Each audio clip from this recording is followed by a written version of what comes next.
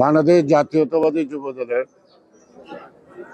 প্রতিষ্ঠাকালীন ঢাকা অখণ্ড মহানগরের সিনিয়র সহসভাপতি জনাব মহিউদ্দিন আহমেদ ঝুন্টু, তিনি কয়েকদিন আগে সুইডেন থেকে আসছেন। আপনি জানেন, নানাবিধ অত্যাচার, অনাচার ও নির্যাতনের কারণে তিনি দীর্ঘকালই প্রবাসে থাকলেও দলের তার যে কর্মকাণ্ড সক্রিয়, বিদেশে বিভিন্ন মিশনে গত ফ্যাসিস্ট সরকার এবং স্বৈরাচার এরশাদ বিরোধী আন্দোলনে তারা আন্তর্জাতিক মহলে ইউরোপীয় ইউনিয়ন থেকে আরম্ভ করে বিভিন্ন দেশে তারা দলীয় কর্মকাণ্ড এবং আমাদের দেশের সঠিক চিত্রগুলি অন্যান্য দেশের সামনে উপস্থিত করতে পারছে।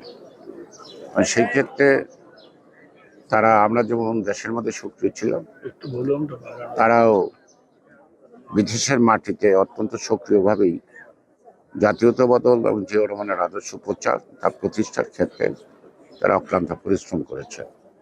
তাই আজকে সে আমাদের স্বাধীনতার মহান ঘোষক শহীদ রাষ্ট্রপতি জিয়াউর রহমান, বিএনপির প্রতিষ্ঠাতার চেয়ারম্যান, বহুদলীয় গণতন্ত্রের প্রবক্তা এবং স্বনির্ভর বাংলাদেশের যে রূপকার, তার মাজার জিয়ারত এবং পুষ্পস্তবক অর্পণ, তার প্রতি শ্রদ্ধা নিবেদন এবং আমাদের সকলের প্রতিশ্রুতি আমরা জিয়ার আদর্শে আগামী দিন বাংলাদেশ গড়ে তুলব। এটি হলো এখানে আসার মূল উদ্দেশ্য। এবং সেই ক্ষেত্রে আমার পাশে দেখবেন সৈয়দ মোয়াজ্জেম হোসেন আলেম, তিনিও যুবদলের প্রতিষ্ঠা লগ্ন থেকে নানা ধাপে নানা অবস্থানে নেতৃত্ব দিয়েছেন। আব্দুল সোহান আজাদ, তিনিও নানা ধাপে নানা সময় যুবদলের নেতৃত্ব দিতে আজকে জাতীয় পর্যায়ে আজকে আমরা সকলেই নেতৃত্বে আছি বা নেতৃত্ব দেওয়ার চেষ্টা করছি। এবং আমরা প্রত্যেকটা সময়ই গণতন্ত্রের প্রশ্নে আপসহীন লড়াই করছি। দেশনেত্রী বেগম খালেদা জিয়ার নেতৃত্বে তার উপর নির্যাতন এবং তাকে কারাগারে নেওয়া বা যে অত্যাচার নির্যাতন সবার কাছে দৃশ্যমান। তারা বর্তমানে দলের সিনিয়র ভাইস চেয়ারম্যান, তিনি দেশে থাকতে না পারলেও নানা সরকারের নানা অত্যাচার নির্যাতনের কারণে তিনি বিদেশে বসে দিবারাত্রি পরিশ্রম করে 6টি বছর তিনি দেশকে, জাতিকে, দলকে সংগঠিত করে এবং 16 বছর আন্দোলন, সর্বশেষ ফলাফল 5ই আগস্টে আমরা ফ্যাসিবাদের পতন ঘটাতে সক্ষম হয়েছি।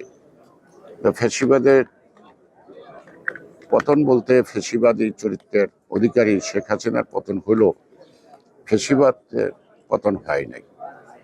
এটা একটা অনুশীলনের বিষয় এবং গণতান্ত্রিক প্রক্রিয়ার মধ্য দিয়ে মানুষ যখন চলবে, গণতন্ত্রের ভাষা বুঝতে চেষ্টা করবে এবং গণতান্ত্রিকভাবে সকল কিছু চলবে, তখনই ক্রমান্বয়ে সমাজ জীবন থেকে স্বৈরতন্ত্র মনোভাব বা ফ্যাসিবাদী মনোভাবের পরিত্রাণ হবে। শুধু একটি ব্যক্তি মাইনাস হলেই তার সকল কিছু পাল্টে যায় না। সুতরাং আমাদের অনেক প্রচেষ্টার ব্যাপার আছে, অনুশীলনের ব্যাপার আছে, সাধনার ব্যাপার আছে, আমাদের সংযমেরও ব্যাপার আছে। এবং যেই ধরনের রিফর্ম বা সংস্কারের কথা শোনা যায়, এই সকল সংস্কারের মধ্য দিয়েই আমরা একটা সঠিক বাংলাদেশ, একটা গণতান্ত্রিক বাংলাদেশ, একটা ন্যায় বিচারের দেশ, একটা সামাজিক জীবনের সকলের নিরাপত্তা এবং দলমত নির্বিশেষে, ধর্মবর্ণ নির্বিশেষে সকলের অধিকার যতক্ষণ পর্যন্ত প্রতিষ্ঠিত না হবে, ততক্ষণ পর্যন্ত গণতন্ত্র প্রাতিষ্ঠানিক রূপ লাভ করবে না।